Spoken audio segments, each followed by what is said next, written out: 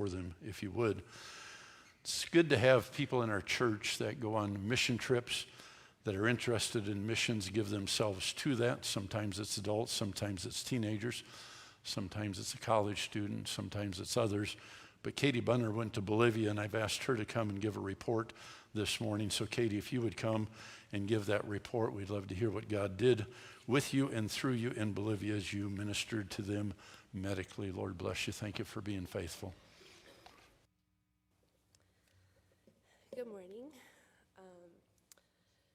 So for the trip to Bolivia, I traveled with Operation Renewed Hope, and this is our team we took with us. We took about 41 people total, traveled there, but that's not counting all the missionaries who came to meet us there, and the translators, and we even had a local doctor come and join us on the trip. But this is our whole group photo, as many people as we could get into at that moment.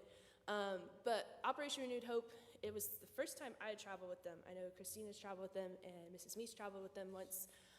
It was a great experience just seeing that many adults and people get together and actually be able to form a team and work smoothly the first day of clinics. But we did about 4 days of clinics in Bolivia. We worked with the LZs in Riberalta. And just to kind of show you a little bit what it looked like, we had different sceneries along the way. So we were in the city for some of it, and then for the rest of the clinics, we were out in the countryside.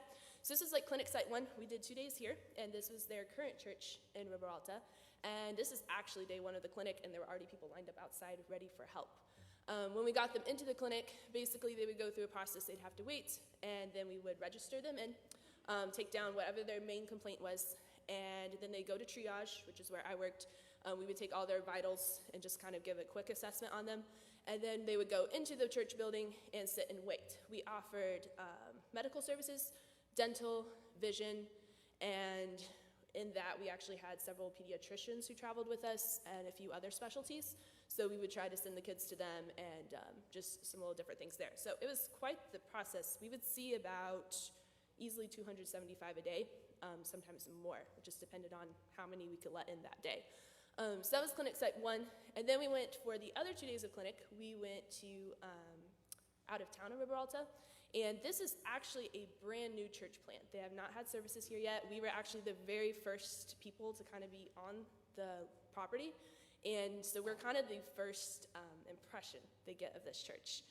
So it was pretty neat. We got in there. This field actually used to be a plantain field about 2 months ago, they said. They got it cleared out, they laid concrete, they put the poles up, and then got a roof up, and then everything else is kind of tent structure. So we all were in there. We still did the same system. We had people lined up waiting for us the first day. By the last day of clinic, so we did clinic Tuesday through Friday. By Thursday night, we were sitting down for dinner, and we got a text from the missionaries saying that there was already people lined up outside ready for the next morning of clinic. And I think Friday morning, I saw a lady at about 11:30, which is usually when we're cutting off how many people we can let in. I saw her, and she had been standing in line since 4:30 that morning, waiting to be seen to get to the doctors. So that was just kind of a brief overview of it. There's a lot to tell you, so I can always tell you more. Basically, what we did was triage. So we had a team. A lot of these were nursing students who were interested in it, and so we would just kind of assess people. And so I would get in contact with most people. We'd take their vitals and then send them on to the doctors or pull them out if they seem to be a little more sick than others. And so we'd kind of do that. So we'd kind of sit there and just assess as we went through. And then this one, so just for example of some stories we saw, this little boy, his name is a Bendigo. He actually came through my triage. So this is kind of a neat story I got to follow. So he came through my triage. I assessed him, noticed something a little funny about his fingers, and actually got to go on into the doctors later because I finished up and went to go watch the doctor work with him, which is in the middle picture. And it turns out that he had a heart condition, and so they're kind of working with him. It's not actually very easily correctable. It's something he had since he was born. But that's just one example of what they got to see. So for him, it's he could use prayer, but they're going to try to look and see if there's anything else they can do for him. They set him up with an in-town doctor to get scans that they could get done. Just several different things there. So that's just one story. And I saw the doctors do several more like that. They would send them in to go get different scans. They'd come back the next day, and they would try to help them the best they can. We saw about over 2,300 people in the week.